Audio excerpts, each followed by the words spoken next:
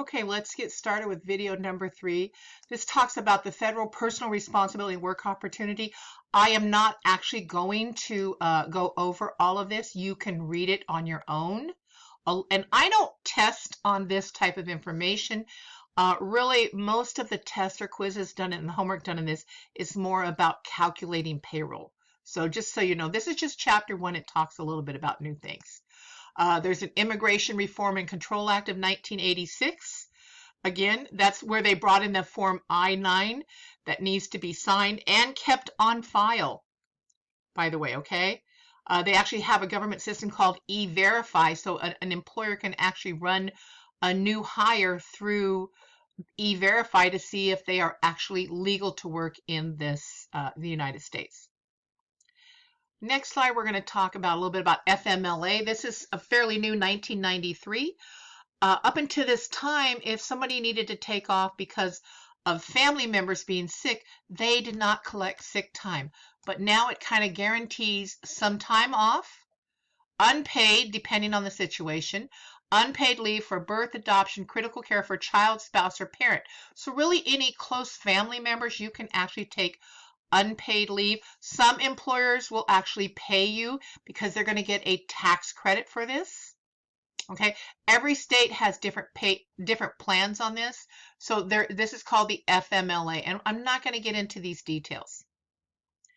Next, we're going to talk a little bit about Employee Retirement Income Security Act.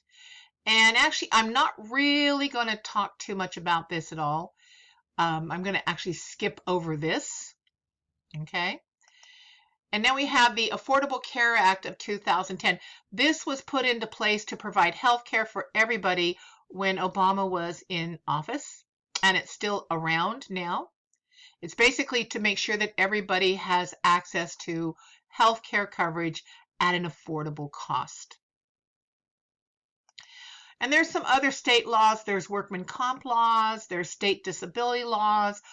All states usually have these type of laws, but I don't want to get into all the laws. I'm not a legal person in regards to this. Hope I'm not moving too quickly for you guys. Okay, so let's start talking about HR and payroll accounting systems. Okay, here's the reason what I said is payroll is such a humongous thing. You've seen all these different laws and all these different taxes that frequently, if you're gonna run a small business or even a business, you really need to have a really good payroll accounting system. A computer system can do it much better than an actual person. And there's certain payroll records that have to be kept in order to meet certain laws. So let's talk about HR first, even though this is payroll accounting. Okay, there's different procedures for recruiting, selecting, training, and terminating people.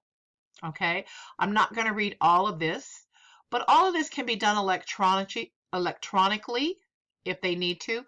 But I'm not going to talk about HR because this is payroll. But in HR, the very first part of it, well, actually, you know what? Let me stop here. This is 3 minutes, a little over 3 minutes. Let's stop here on video number 3, and we'll start on video number 4, which will be finishing the chapter.